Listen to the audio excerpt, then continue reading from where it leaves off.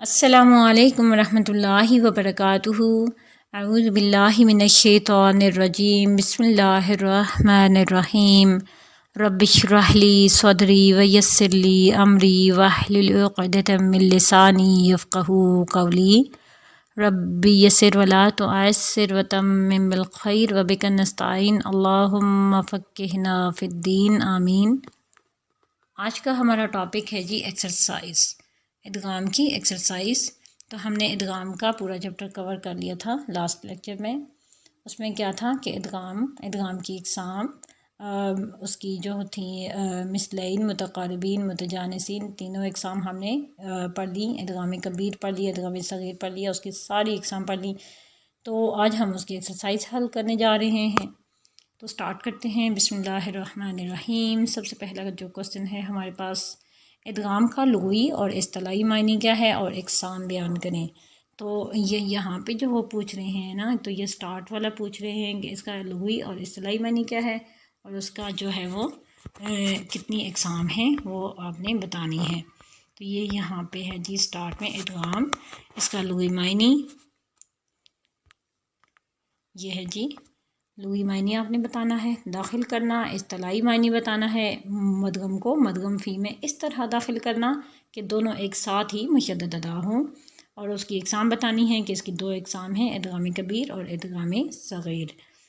تو پھر اس کی ڈیفینیشن بھی بتا دینی ہے کہ ادغام کبیر کیا ہوتا ہے، کہ مدغم متحرک ہوگا، اس کو ہم ساکن کر کے خود مدغم فی میں داخل کریں گے تو اسے کہیں گے ادغام کبیر۔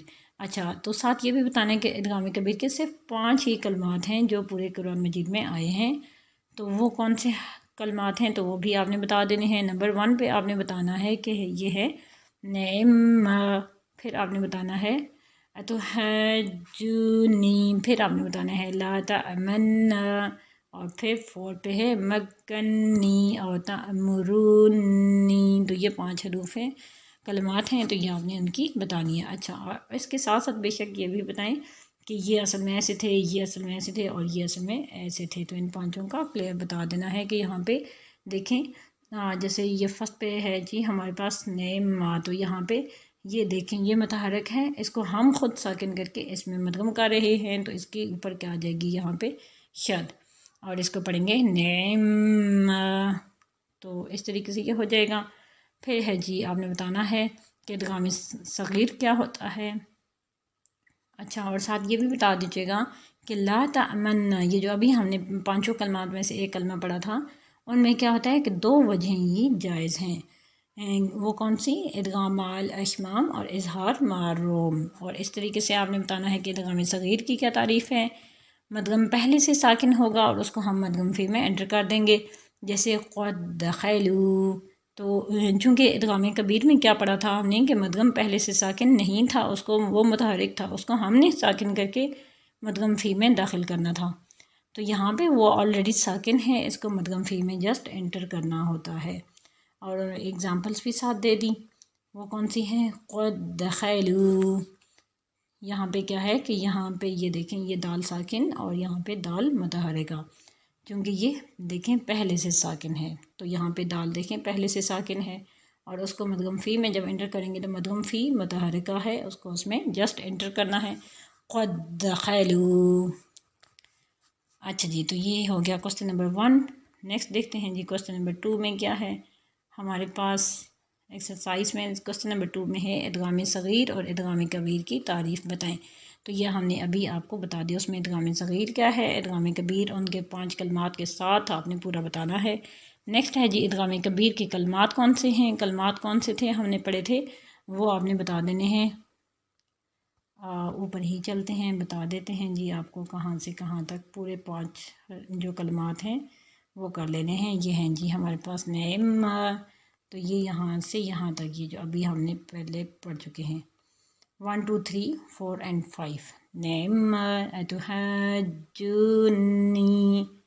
لا تأمن مکنی تأمرونی، تو یہ 5 حروف آپ نے بتا دینے ہیں۔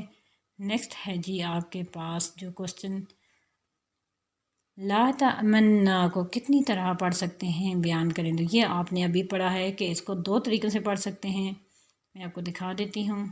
لا تأمنا میں 2 وجہیں جائز ہیں، یہ دیکھیں، ادغام مع الاشمام اور ادغام اظہار مع الروم، تو یہ جو ہے وہ دونوں وجوہات آپ نے لکھ دینی ہیں اس کے اندر۔ نیکسٹ جو ہے ہمارے پاس وہ کیا ہے، کوسچن نمبر 5، کیفیت کے اعتبار سے ادغام کی اقسام بیان کریں۔ تو یہ کیفیت کے اعتبار سے بس بیان کر دینی ہے، ہم نے آپ کو بتایا ہے، یہ ہے جی کیفیت کے اعتبار سے ادغام کی اقسام۔ تو یہاں پہ 2 قسمیں ہیں، کون کون سی، تام اور ناقص۔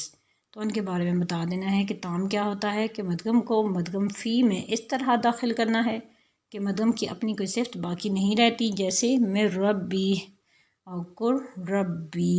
اور ناقص میں کس طریقے سے کہ مدغم کو مدغم فی میں اس طرح داخل کرنا ہے کہ مدغم کی اپنی بھی صفت باقی رہے، جیسے میں یقول۔ تو یہاں پہ دیکھیں نون کی آواز پراپرلی آ رہی ہے، میں یقول، اور یہاں پہ نون کا واو میں ہو رہا ہے، تو میں والن۔ اوپر والا دیکھیں نا، یہاں پہ تام جو تھا اس میں یہاں پہ نون کا جب را میں ہوا تو نون کی اپنی پراپرٹیز ختم ہو گئیں، میں ربی، اور کیا تھا قر ربی، تو یہاں پہ لام کی اپنی پراپرٹیز ختم ہو گئیں جب اس کو مدغم فی میں انٹر کیا۔ لیکن جب ناقص میں ہوتا ہے تو یہاں پہ نون کی اپنی پراپرٹی یعنی مدغم کی اپنی پراپرٹی بھی شو ہوتی ہے، یعنی اس کی اپنی صفت باقی رہ جاتی ہے، جبکہ مدغم تام میں کیا ہوا تھا، ادغام تام میں، کہ وہاں پہ اپنی کوئی صفت باقی نہیں رہتی۔ تو یہ آپ نے اس کے اندر لکھ لینا ہے۔ نیکسٹ کوسچن ہے جی ہمارے پاس، ادغام تام اور ناقص کی تعریف کریں۔ تو یہ ہم نے ابھی پڑھ لیا، سبب ادغام بیان کریں۔ تو ادغام کے کیا اسباب ہوتے ہیں، کیا وجوہات ہوتی ہیں جس کی وجہ سے یہ جو ہوتا ہے ادغام یہ کرنا ہوتا ہے۔ تو یہ دیکھیں جو ہے نا، ہر جو قسم ہے ادغام کی اس کا اپنا ایک سبب ہے، لیکن یہاں پہ ہمارے پاس ہے جی یہاں پہ سبب ادغام یا مدغم اور مدغم فی کے اعتبار سے ادغام کی اقسام۔ تو یہاں پہ پہلے انہوں نے اقسام بتائیں، پھر انہوں نے ہر ایک کی اپنا اپنا ایک سبب بتا دیا۔ تو مثلین سب سے پہلے ہے مثلین، پھر ہے متجانسین، پھر ہے متقاربین۔ تو سب سے پہلے دیکھیں ہمارے پاس ہے مثلین، تو مدغم اور مدغم فی جب دونوں مخرج اور صفات میں متحد ہوتے ہیں، وہاں پہ کیا ہوگا، پہلا ساکن دوسرا متحرک ہوگا، تو پھر پہلے کو کیا کریں گے، دوسرے میں داخل کر دیں گے، اور یہ جو مثلین ہوگا ادغام، اسے ادغام مثلین کہتے ہیں۔ اور اس کا جو حروف ہیں وہ کون سے تھے، وہ 14 حروف تھے، وہ میں نے آپ کو بتا دیے، یہ اس کا مجموعہ لکھا ہوا ہے یہاں پہ، یہ اس کا مجموعہ ہے، یہ ٹوٹل 14 حروف ہیں۔ فائی وکلم تہدی بنظیر، تو اس کو آپ اپنی ورڈز میں بھی یاد کر سکتے ہیں، یہ صرف ایک نشانی ہے کہ یہ 14 حروف ان کو کلیئر کرنے کے لیے کہ ان میں ادغام مثلین ہو رہا ہے۔ نیکسٹ ہے جی ادغام صغیر۔ تو ادغام صغیر مثلین کی جو مثالیں ہیں وہ دیکھیں، حروف یہاں پہ دیے ہیں، مثالیں انہوں نے الگ دی ہیں، یہ ہم پڑھ چکے ہیں، الگ الگ سارے حروف۔ نیکسٹ جو حروف ہیں وہ جو بچ گئے تھے وہ نیچے آ گئے، اور یہاں پہ ہم نے پڑھا کہ اس حکم سے حروف مدہ مستثنیٰ ہیں، لہٰذا ان کا ادغام نہیں ہوگا۔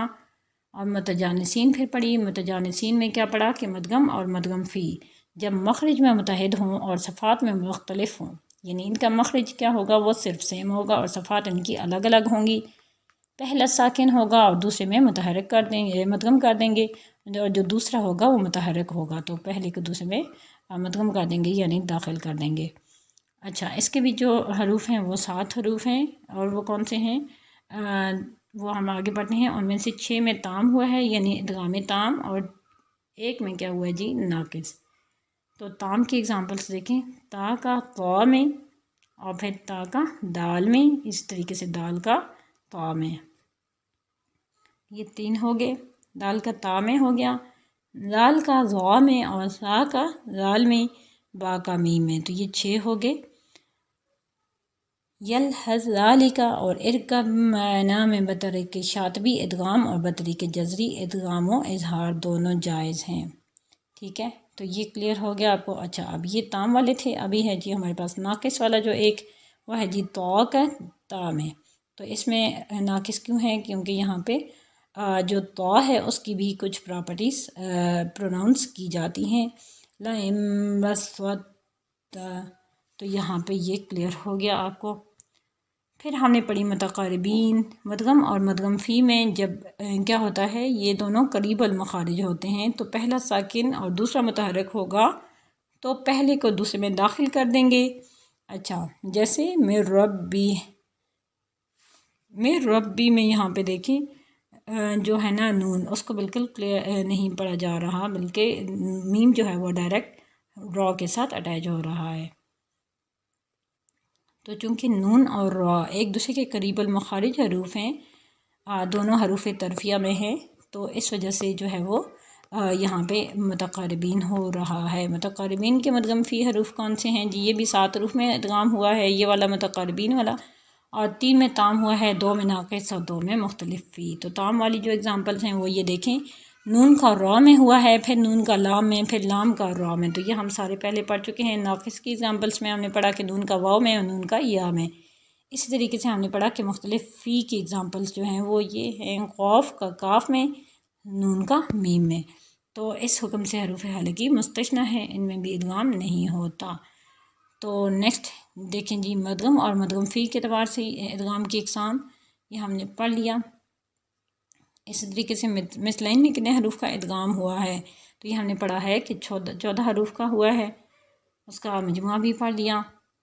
اچھا، آگے کیا ہے جی، متجانسین میں کتنے کا ہوا ہے، تو یہ 7 کا ہوا ہے، وہ بھی پڑھ لیے. متقاربین میں کتنے کا ہوا ہے، تو یہاں پہ بھی 7 حروف کا ہوا، وہ بھی پڑھ لیے ایگزامپلس کے ساتھ. اور پھر مثلین، متجانسین اور متقاربین میں مستثنیٰ کلمات کون سے ہیں، تو یہ حروف حلقی آپ پڑھ چکے ہیں، ٹھیک ہے، ان میں نہیں ہوتا. اچھا جی، نیکسٹ ہے جی، وہ کلمات ذکر کریں جن میں بطریق شاطبیہ ادغام اور بطریق جذری ادغام اور اظہار دونوں جائز ہیں. تو وہ کون سے کلمات ہیں، تو وہ ہم آپ کو اچھا، یہ جو میں نے آپ کو بتایا تھا کہ حروف حلقی مستثنیٰ ہیں، تو حروف حلقی کے ساتھ ساتھ حروف شجریہ بھی مستثنیٰ ہیں، یہ بھی دیکھ لیجیے گا، ٹھیک ہے. تو یہ بھی ایک ایکسیپشنل کیس ہے، باقی سب میں حروف حلقی ہی ہیں. اچھا جی، تو وہ کون سے حروف ہیں جن میں بطریق شاطبی، اور یہ ہے جی ہمارے پاس،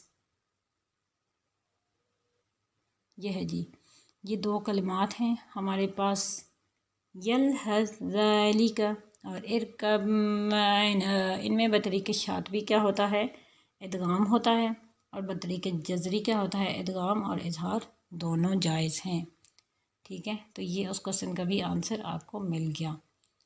نیکسٹ ہے جی، ارشاد باری تعالیٰ. اللہ تعالیٰ فرماتے ہیں، بے شک یہ قرآن وہ راہ بتاتا ہے جو سب سے سیدھی ہے، اور مومنوں کو بشارت دیتا ہے جو نیک کام کرتے ہیں کہ یقیناً ان کے لیے بہت بڑا اجر ہے. تو اللہ تعالیٰ فرما رہے ہیں، کلیئر ورڈز ہیں اس میں، کہ اللہ تعالیٰ کیا کہتے ہیں کہ بے شک یہ قرآن وہ راہ بتاتا ہے جو سب سے سیدھی ہے.